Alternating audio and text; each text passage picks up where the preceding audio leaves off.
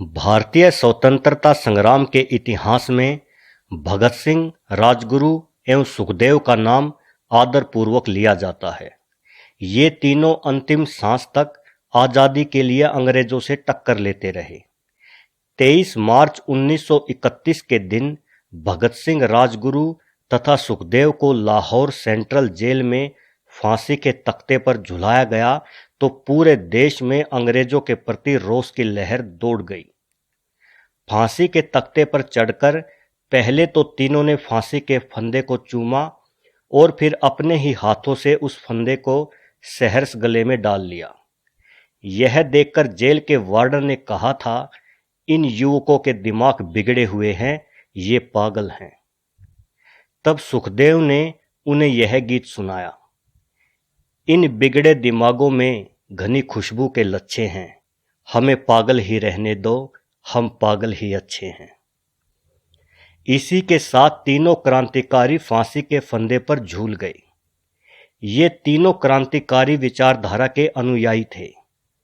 तभी तो फांसी लगने से कुछ क्षण पहले तक भगत सिंह एक मार्क्सवादी किताब पढ़ रहे थे, सुखदेव कुछ गीत गुनगुना रहे थे एवं राजगुरु वेद मंत्रों का गान कर रहे थे।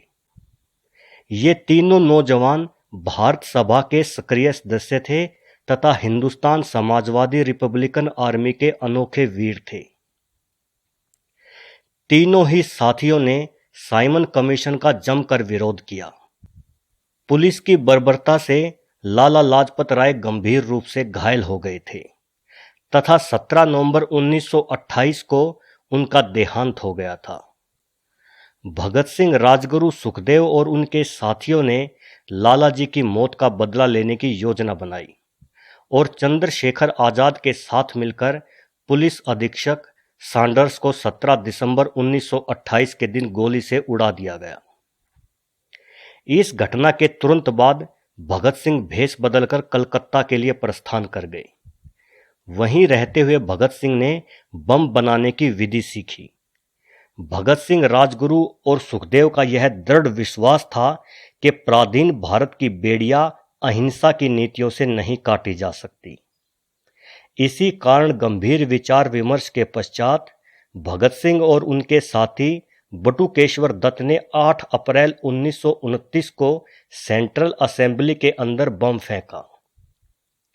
भगत सिंह और बटुकेश्वर दत्त बम फेंकने के बाद वहां से भागे नहीं, बल्कि विजिटर्स की गैलरी में खड़े होकर शांतिपूर्वक पर्चे बांटते रहे, जिन पर उन्होंने अपना उद्देश्य भारत माता की पूर्ण आजादी लिखा हुआ था। इसके साथ ही वे इंकलाब जिंदाबाद के नारे भी लगाते रहे। उनका उद्देश्य किसी की हत्या करना नहीं था, बल्कि देश की जनता में जागृति उत्पन्न करना था। बम फेंकने के बाद भगत सिंह और बटुकेश्वर दत्त ने खुद को पुलिस के हवाले कर दिया। 7 अक्टूबर 1930 को फैसला सुनाया गया, जिसके अनुसार राजगुरु, सुखदेव और भगत सिंह को फांसी की सजा दी गई। बटुकेश्वर दत्त को आजीवन कारावास की सजा सुनाई गई थी। हर जगह इस फैसले का सर्वत्र विरोध होने के बावजूद 23 मार्च 1931 को लाहौर जेल में भारत माता के तीनों सपूतों को फांसी दे दी गई। 24 मार्च 1931 की सुबह थी और लोगों में एक अजीब सी बेचैनी थी। एक खबर लोग आसपास से सुन रहे थे और उसका सच जानने के लिए यहां वहां भागे जा रहे थे और अखबार की तलाश कर रहे थे। ये खबर थी सरदार भगत सिंह और उनके दोनों साथियों सुखदेव और राजगुरु की फांसी की।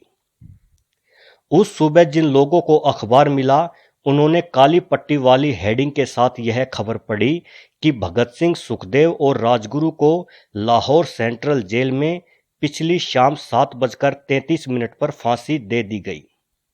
केंद्रीय असेंबली में बम फेंकने और सैंडर्स की हत्या करने के जिस मामले में भगत सिंह को फांसी की सजा हुई थी, उसकी तारीख 24 मार्च को तय की गई थी। लेकिन उस समय पूरे भारत में इस फांसी को लेकर जिस तरह से प्रदर्शन और विरोध जारी था, उससे सरकार डरी हुई थी और उसी का नतीजा रहा कि भगत सिंह, सुखदेव और राजगुरु को चुपचाप तरीके से तय तारीख से एक दिन पहले ही फांसी दे दी गई।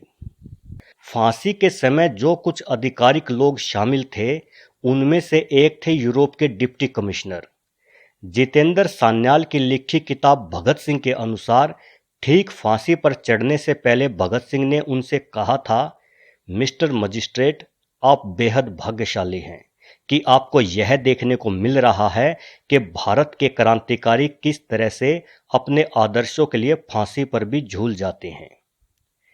जिस वक्त भगत सिंह जेल में थे, उन्होंने कई किताबें पढ़ी थी। फांसी पर जाने से पहले भी वे लेनिन की जीवनी पढ़ रहे थे।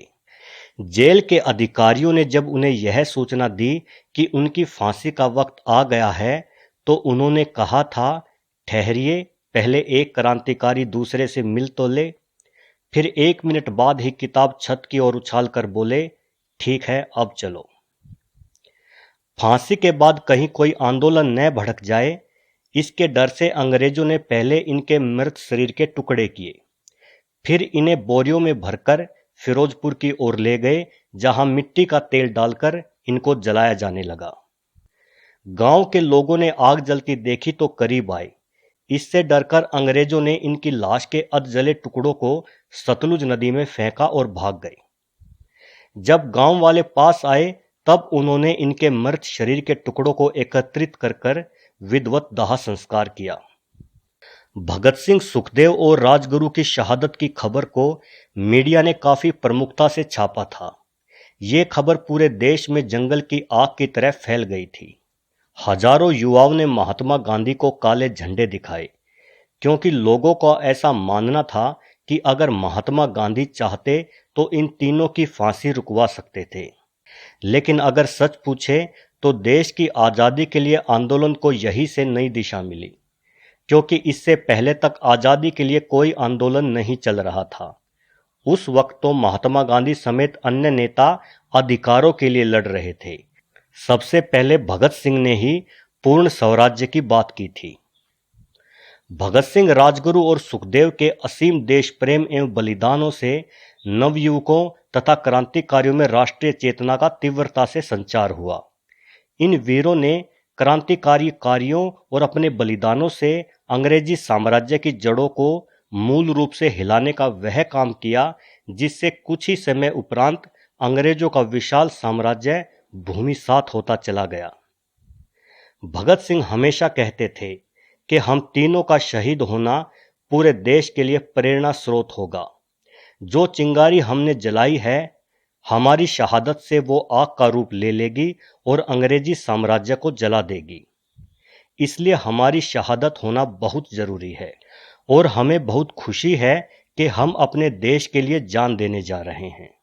इसलिए फांसी पर जाते समय भी उनके चेहरे पर डर या चिंता का लेश मात्र भी भाव नहीं था, बल्कि भगत सिंह, सुखदेव और राजगुरु तीनों ही मस्ती से ये गाना गा रहे थे।